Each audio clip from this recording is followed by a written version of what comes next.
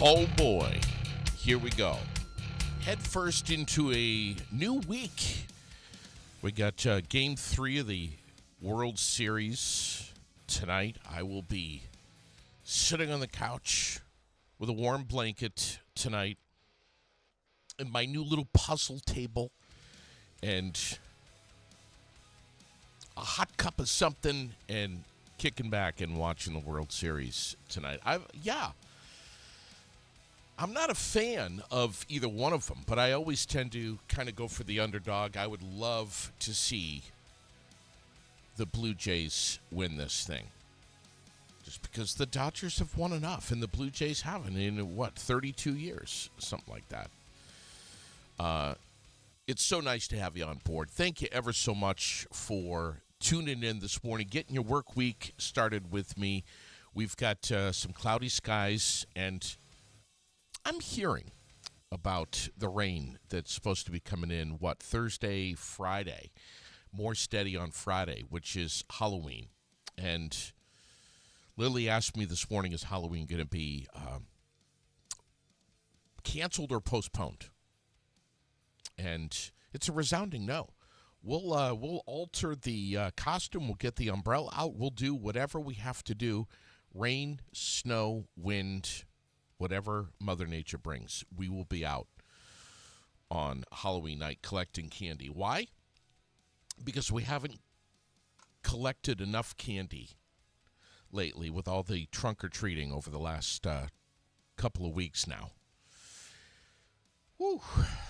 And I have snuck a few Twix without anyone knowing about it. And a couple of full-size Reese's peanut butter cups too. I'm not gonna lie. This is what dads do. But anyway, a lot to get to this week. Our community calendar is so full. This past weekend was amazing. No matter what you did, where you went, the weather was on your side for the most part. Nichols Haunted Grounds on Saturday night was incredible. But there was just so much happening. So much happening. Malloween on Friday. It was just a busy weekend. Got out on the dirt bike with Lily yesterday with Bogey Brothers doing some dirt bike trick-or-treating, which was my first time doing that. Which was interesting and fun, a lot of fun, a little cold, a little damp, but for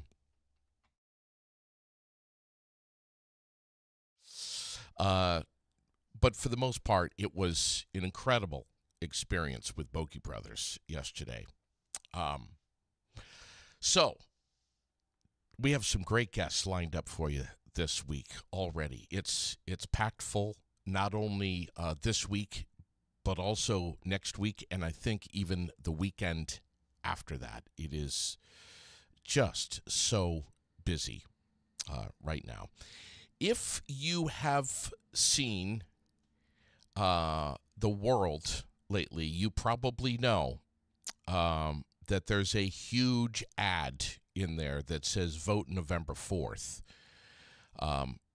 with a huge color ad for the Central Vermont Career Center. This is the new Central Vermont Career Center that could double capacity and train the next generation of builders and nurses, tech pros, electricians going forward into our future here in Central Vermont. Jody Emerson is with me this morning. She's the executive director of the Central Vermont Career Center, the existing one right now over at Spalding. Good morning and welcome. I'm so glad you're here. Thanks for having me. You're back. You came back, and I'm glad. I really enjoyed our previous conversation that we had a couple of weeks ago, I think. When you were maybe a month ago. It was great. Yeah. I should have known about the Twix and Reese's, though. I could have brought you some. Do you have plenty? I do. Do you have copious amounts over there? We have some. I don't know about copious. You ever put some Twix on some vanilla ice cream? I have not tried that. Oh, you gotta try it. It's amazing. Anyway, yeah, I want to thank you for coming back. We had a great conversation a couple of weeks ago. November 4th is coming up really, really fast. It's going to be here. A week from tomorrow. Is it a week from? Yeah, next Tuesday, a week from tomorrow. We're getting there. A week from tomorrow. All right. How are you feeling about this proposed new Central Vermont Career Center? There's, yeah, I'll let you answer that first. If you're wondering how I'm feeling about how the vote will go, I really don't know. Okay. I really don't know. We definitely have had more negative feedback in recent weeks than before. And so I feel like people are really feeling the crunch with costs, and that's coming out in those. And so it's really hard to tell. Is it a vocal minority? Is it a majority? We will find out in a week from tomorrow. Well, actually, we won't find out till November 6th. Yeah. I think the main message in my conversations with you, both on the air and off the air, very much off the air, have been stressing the importance of just getting out and voting. Yeah. People need to let us know. Like, this has been in the works since 2018. It's gotten all the way to concept design, to a location picked. And the next step is, do we keep moving forward? And this is up to the voters across our 18 towns. And we need to hear from you. And if you don't vote, then you can't complain about it later. Wow. So come on out and let us know. Do you support this? Do you support expanding access for students and building this new center? Or are you feeling like it? Yeah, I love CTE, and this is not the time. Yeah, that was one of the things that I've heard is, should we wait a little longer for this? I've heard that a lot, and honestly, again, we've been working on this since 2018. I haven't, but it's been an ongoing process. And right now is when our 18 towns that send to us have a voice in this. I can guarantee that the Central Vermont Career Center School District will not be a school district when the restructuring happens in Vermont. So either we'll be part of a regional district, or we'll be part of a new single CTE district, or something that we don't even know what it's going to be yet. And that new entity will have to get up and running, and will have to set its priorities and figure out what steps to take. And so if this doesn't move forward now, it goes on a shelf, and we have to figure out other ways to try to find access for kids. Yeah. In my opinion, I feel that you have a very balanced insight to all of this proposal. That you're well spoken with communicating both sides. I think so, anyway. Thank you. Which is so important. I mean, we'll list off some pros today.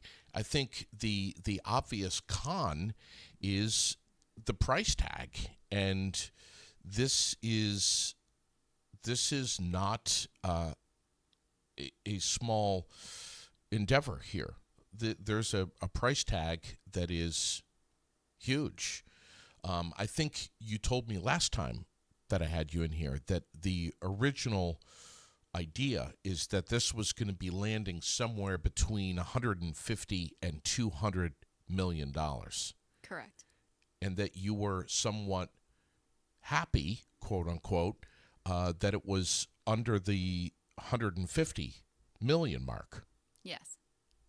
It's interesting because if you watch the posts online where people are talking about it, there are questions. Why does it cost $149 million? What is this?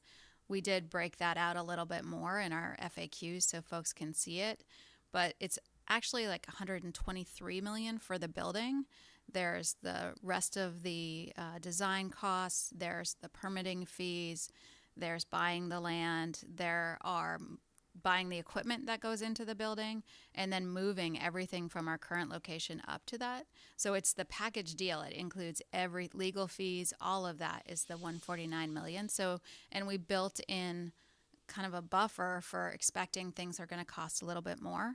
It was a cost estimator out of Massachusetts, I think, that did the estimations and projected what will it cost in 2027 to build this, because that's projected start date for the building is in spring of 27 to finish in the summer of 29 so that we can open the doors fall of 29. Okay.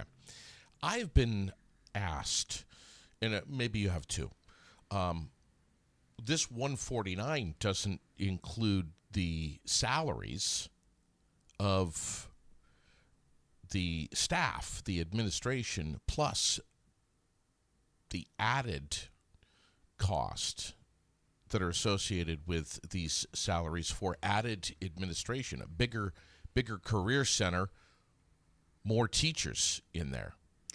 Yeah, so when we, people were wanting to know how much is this going to cost me in taxes, right? So we just took the 149 million as if we're bonding for all of it and said, okay, if we paid for it for 30 years, same exact amount every year, here's how much it would look like this year if we were paying it back this year, which we're not. We haven't borrowed it, just to give people a sense. And then when people asked for that additional piece, well, we have a $5.1 million budget right now for our center, and it would add 3.1 for staffing and all the supplies and the project budgets that we would have.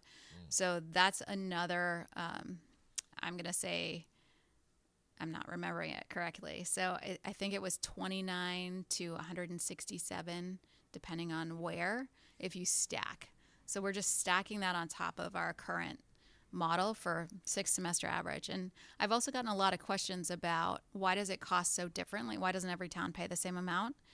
It's based on the number of students that each sending school sends us in over 3 years' time, that 6 semester average, because we're a tuition base. So we have to put everything into that tuition. And so that's why, and the CLAs of towns are different. So all those things impact that. I want to get to a couple of the comments here, but also stay on the track that we're on. We need to use space in existing schools, spread the programs around. Doesn't need to be under one roof. Cost will rise, as it always does. Also, we can't find teachers now to fill our jobs. Any reaction to either one of those? We are fully staffed right now. So I understand that concern in some spaces, whether they're centers or schools. I also understand that there may be space available in schools. I know when we ask in our current location, we cannot expand any further at Spalding High School. At least that's what I'm told. Yes, maybe there's an opportunity to open some things in other schools. We're considering that with potentially bringing back human services. Is there a way we can partner? There are empty buildings that people have wanted us to renovate and put students in. There's other logistics to that. So right now, sending schools are responsible for transportation to the center. How do we make sure that they're able to get their kids to all the places they need to, or that we can then get them from the Spalding High School campus where we are located to whatever other buildings that they need to get to, and make sure that they still get at least the minimum hours in each week for their programming. Yeah. So it's not impossible. It's complicated, right? And trying to make sure that you have supervision in all those spaces, that you have enough adults that are, background checked, all of that could be, and any renovations are going to cost too. So sure, there's lots of complications. It's not impossible. If that's what you're telling us on November 4, that we need to consider again, because we have looked at that. There is no one building that's big enough for what we want to do with the spaces that we need for our shops. The timing is never going to be right to ask Vermont's people for $149 million. But what I think we both have heard is that the timing now is worse than ever before. I mean, we just got a comment here about the government shutdown, the SNAP benefits getting cut, what's happening with Medicaid. I mean, the list goes on. Yeah. These are, inflation is up. The report just came out last week. This is people are feeling it hard. Is it going to cost less in 5 years? Is it going to cost less in 10 years? When are we going to find a way to make sure that the students who want access get it, and then they can also take the jobs in our communities that need them, and they can also create families here? I was at a conference last week, and a representative from Snap-on Education was there, and he talked a lot about the fact that we can't meet the demands of the workforce need now. And by 2030, if things don't change, the death rate is going to exceed birth rate. And this problem is going to continue, and we're just not going to have people in those jobs that we need people. Yeah. I don't know about you, but I'm hoping that as I get older, that there are nurses, that there are EMTs, that the plumbers, and like, how many times do I look at Front Porch Forum and say, HVAC technician needed, or electrician needed, does anyone know someone, a plumber's needed? Sometimes right after the vote no post is the, anyone have a good plumber that they could recommend that could get to me today? Yeah. It's a difficult time, and I have empathy for everyone who's trying to pay their bills. We're all trying. And at the same time, we need to say that this is important to us, and recognize that we're taking a leap of faith to build our community stronger, not to tear it down. We've all heard the conversations about how important it is to keep Vermonters here. I was in a conversation with someone about this proposed career center, and we had that conversation about Vermont needing to grow its workforce, and what you just said, just getting people to learn these trades with the hope of them then putting some roots in Vermont and staying put. And listen, there's always going to be a negative Nelly out there. There's always going to be that person that says, well, how do you guarantee that they're going to stay here? They come into the tech center, they learn the trade, they graduate, and then they realize, I can't afford to live in this state. I'm taking my skills, my knowledge as a graduate of the Central Vermont Career Center, and I'm getting the hell out of here. It can happen. So far, our statistics show that the majority of students do stay, and they're employed in the career area that they came to study with us and where they learn the skills. But yes, there are some that leave every year. Some leave for college. Some leave for other opportunities. Sure.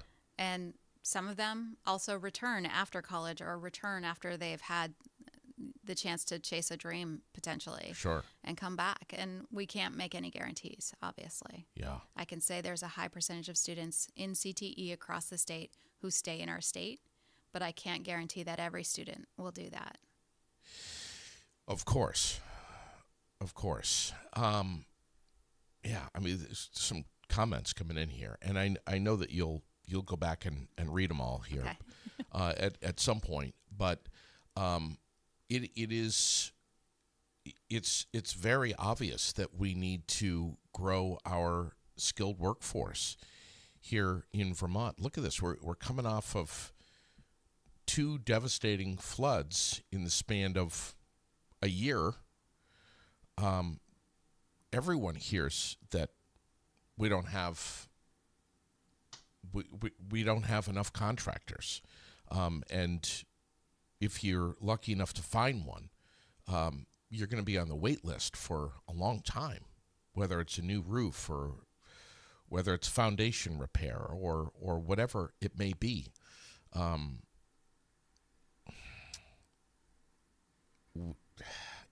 You know what I'm saying? Yeah.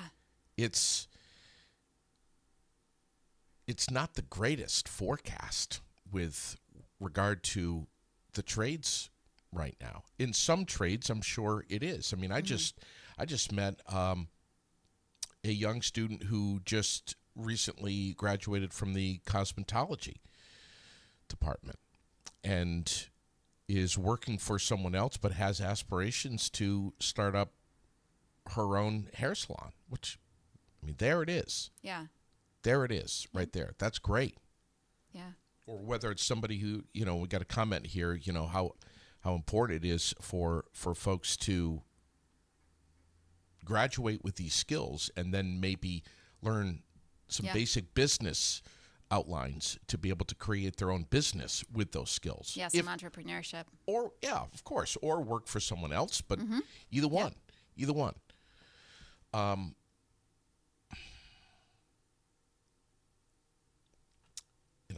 just seeing these comments here. They're coming in pretty hot and heavy, which is good. We want that. Brian says, "Well, I got 6 guys out here with leaf blowers cleaning up before spring in Vermont. That just doesn't happen."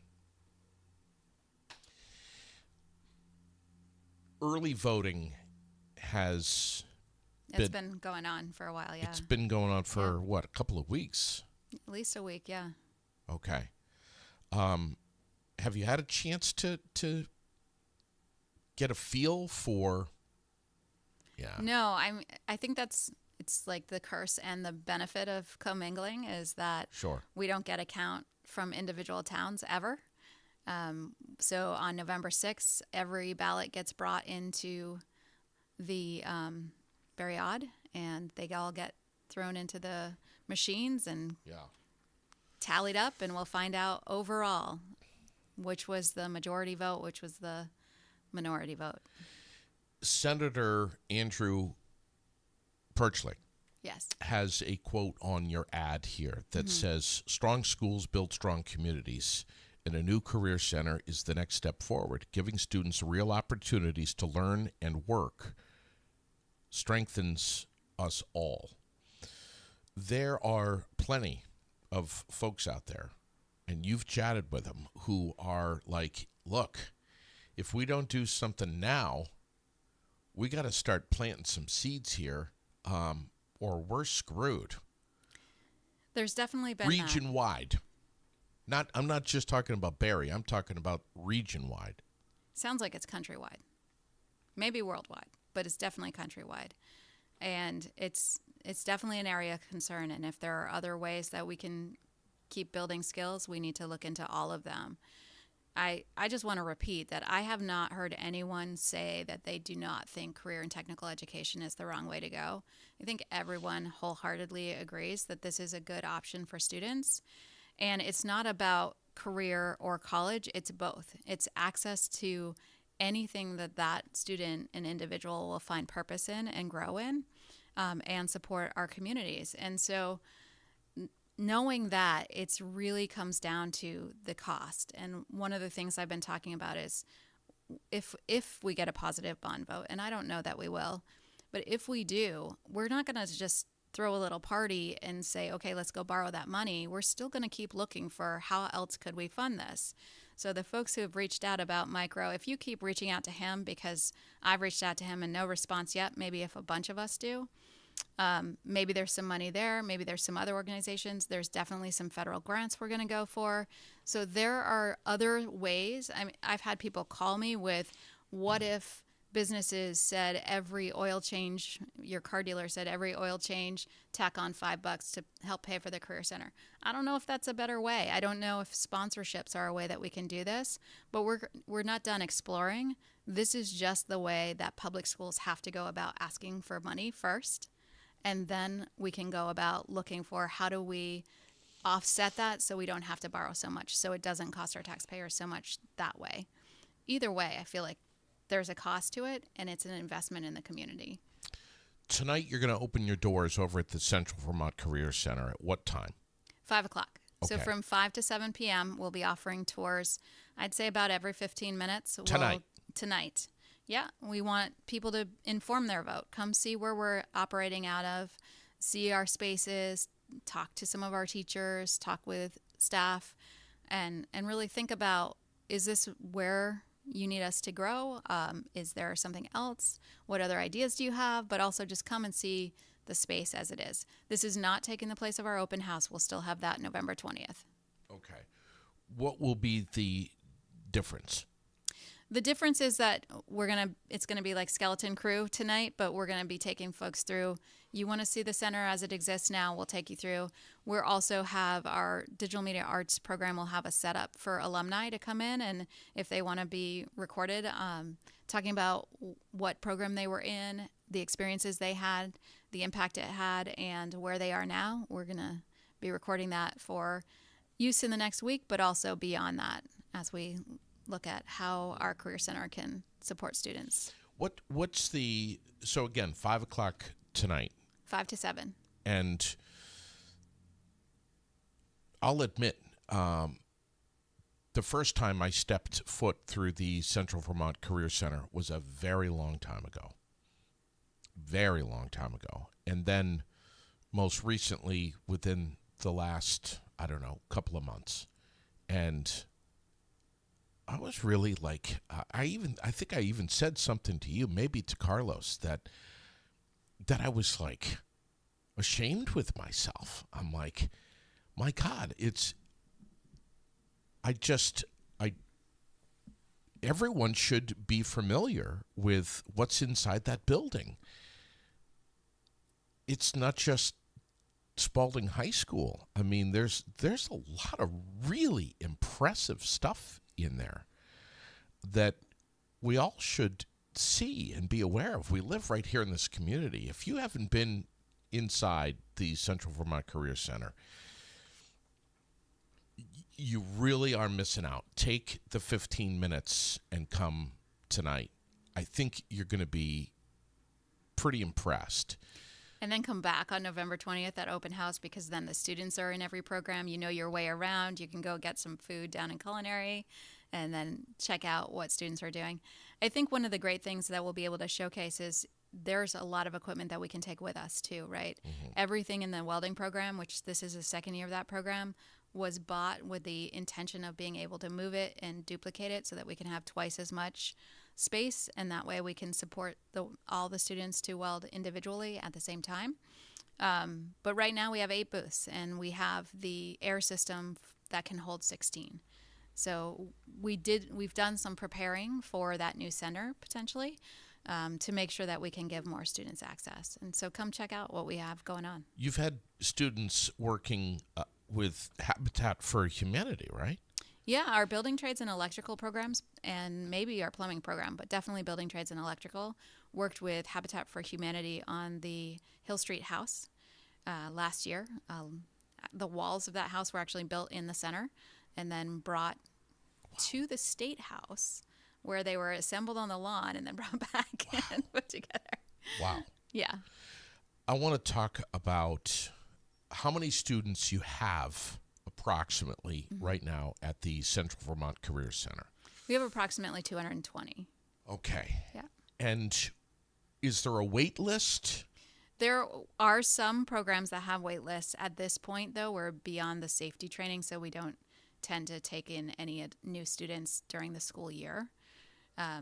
Every student in every program is required to do a safety training that's specific to that industry. And so once we get past those, it's really hard for a student to come in after the fact and try to catch up on everything they've missed. I see in your ad here, more than 150 students are turned away every year due to capacity. Yeah, so 408 students applied last year. We have 220 students. We can fit a few more than we have. We have 2 programs that are a little under enrolled right now. So we do have some programs that students just didn't apply to, or we filled them during the applications and then students over the summer changed their mind. But on the flip side, we have programs like automotive, medical professions, electrical, plumbing and heating, and building trades that we have a wait list for. We had more than the number of students we can accept into the program apply. We have some of them are at Randolph Tech this year because we didn't have space in our program. So we partnered with Randolph to see if they could get them into their program. So we tried to provide some access that way. Are kids, first of all, I think it's fantastic that so many youth are interested in going down a road and learning a trade. That's freaking awesome. Yeah. I wish that I had an opportunity like this when I was in high school, which wasn't here, but man, the stuff that I could know and do. I could go on and on and on about my lack of plumbing skills and carpentry skills, but I think that's fantastic that so many want to go down that road. It is, and we need them. And it's we so need them. Yeah, these are lucrative careers, quickly lucrative. The demand is high. Yeah. Are students essentially, for lack of a better term here, aging out? Like by the time that their number's up to get into the career center, they're too old. Yeah, well, it's hard to say too old, but juniors and seniors are the students who generally apply to our programs. And so if they don't get in as a junior, they have another opportunity as a senior if they choose to try again. And then if they don't get in, they graduate, and then it costs money, right? So under the system that we have for education, students can attend while they're in high school. An adult can only get into our program after we've had filled all the seats we could with high school students. If there's still seats available, then an adult could get into the day program. Comment here that you guys need to add a dental hygienist program. That's the second time I've heard that in 2 weeks. So it used to be Essex Tech has it, and Randolph Tech had it briefly, and they don't have it now. And so, yes, we will have one more round. We're in the comprehensive local needs assessment right now. That's something we have to do every year because we receive federal funds from Perkins, and that Carl D. Perkins Act, it's the fifth iteration of that act, has some pretty rigorous standards that we have to assess ourselves against. And we have to look at labor market data. We have to look at what our students want, what students who don't attend our center want, what community and industry partners need. There is a community survey out there. It's most recently been in our newsletter. We'll make sure we have some posters up tonight for folks to just scan the QR code and fill us in with information. I'll make sure I get it to you too, JD. But we need to gather that information every 2 years, so there will be the opportunity to shift some of that programming, especially the new programming, if we need to. And if you've heard any of the times when we've talked about it at forums, the second floor where there's exploratory, all of those are flex labs, so they can shift into whatever we need. And many of the other programming will also be flexible so that as things change, we know AI is going to take some jobs, right? But it's not going to take all the jobs. And so as jobs shift and we start to realize what are the new skills that folks need and where are our students landing in the workforce, we can shift our programming for that. Yeah, I was going to ask you about technology and, all of these careers, all of these trades are, I think every single one of them is affected by some form of technology. I mean, things are constantly changing, improving, efficiency, whatever it may be. Even if you're, in cosmetology, I mean, there's just always technology that's there on the forefront. You've got to learn it. Yeah. You've got to embrace it. Yep. Another comment here, and it's from Glenn, and this one's been asked before, and we talked about this the last time you were on. How long is it going to take this new building to build this new building and actually use it? And just remind folks once again exactly where it is. Oh, okay. So where it would go. Yeah, the timeline on this building is that if we get a positive bond vote this November, then we would move forward with the engineering designs and a project manager, and it would break ground in, I think, March of 27, and be done in May of 29 and open doors fall of 29. So there's still some buildup that we need to do in potentially other locations up to that point to try to get more kids access in the interim. And the location is in Graniteville, so easy access for a lot of our buses coming off of the interstate to just get off exit 6, go straight down, right back up, and it's not in a flood zone. Yeah. I remember you mentioned that last time. Yeah. 800 hours each Central Vermont Career Center student spends practicing their skills during the school year. This is right off your site here. 99% of students understand that CVCC is preparing them for college and or employment. 330 college credits earned across 6 programs. 96% of parents value the learning experience CVCC provides to their children.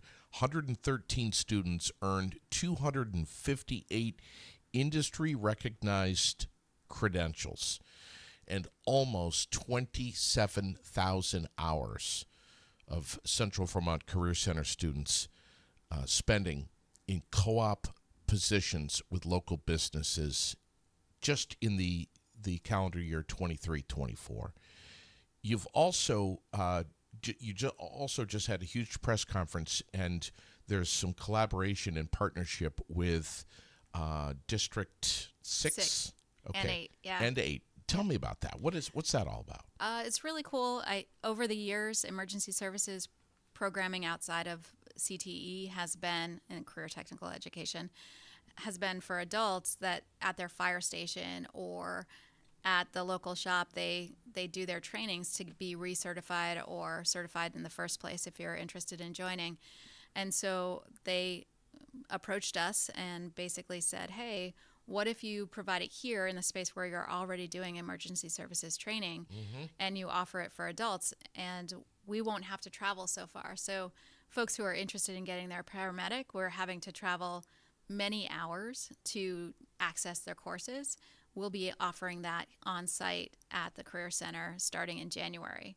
And so there's opportunities for folks to come in and get their certifications and trainings at our center with the same staff that they might have had for instructors before. We're using the funds that are available to District 6 and District 8 from the state and federal grants, and we're going to provide that training in our center.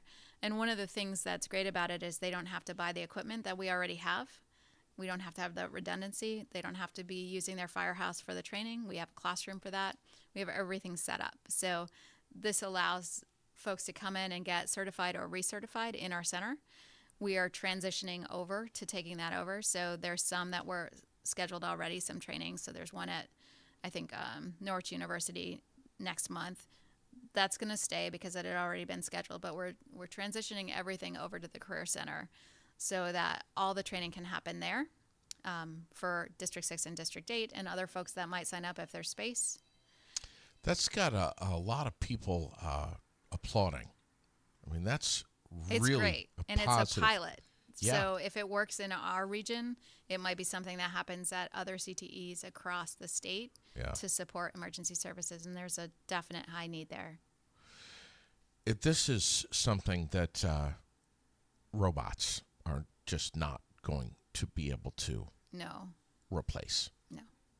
It's so cool.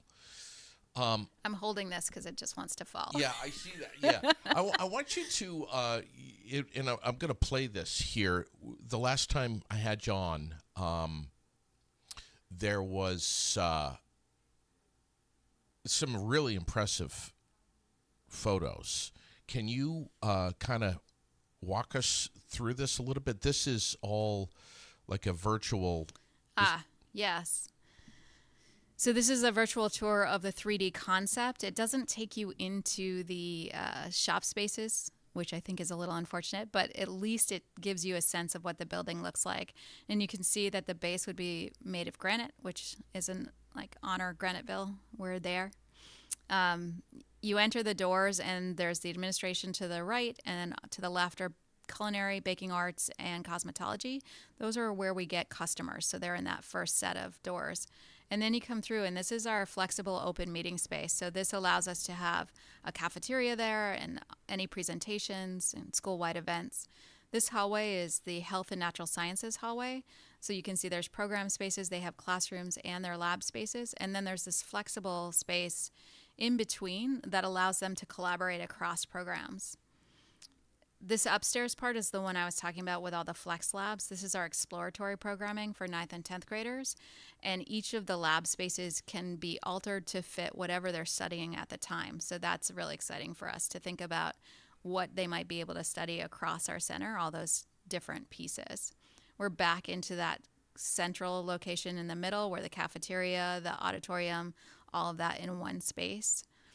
We'll go across the top, and on the left, you'll see that there's the business IT, and then there's digital media arts, videography, and graphic design. And then we move into the construction trades. And by opening up the space in plumbing and heating, electrical, and building trades all next to each other, we can have more students, we can have more programming, we can have an outside workspace that we don't currently have to build a home. You also see there was advanced manufacturing and welding there. And then straight ahead is where the transportation segment would be with automotive and potentially diesel or auto body. Depends what we come out of our comprehensive local needs assessment, identifying as needs for this center. And then the building is supposed to be net zero. So that's why you see there's on the roof the solar panels. And there's going to be geothermal. So it's meant to be a net zero building. Our programs are not net zero. Welders are not net zero, but the building will be. This is really that's really impressive to see that. That's amazing. And again, this is in Upper Graniteville. Yeah. Yep. Baptist Street. And can you give us just a little idea of exactly where that is? So if you drive past the old visitor center for Rock of Ages, I don't believe that's open anymore, and kind of go up around the corner, the road takes a sharp left to go through Graniteville, the village. And if you go straight, instead of taking that sharp left, that's Baptist Street. And there are actually, on that 27-acre piece of property, there are 3 access points to it, which is what makes it a wonderful opportunity for us. We're using about half of it for the building. We can use some of the land for natural resources and for our other programs, but there's also a potential to maybe find alternate uses for that space. There's the Hartford Career Center bought land long ago that they've basically, their building trades has built a house every 2 years around a cul-de-sac. And so is there an opportunity for us to do something like that? Just got a question. If this goes down, will there still be a program at Spalding? We don't have any plan to close our current space, so we would still keep this going. We're looking for more access for students, so we would be looking at how can we expand to make sure that the students who are interested can access CTE. How would that space be used, the current space?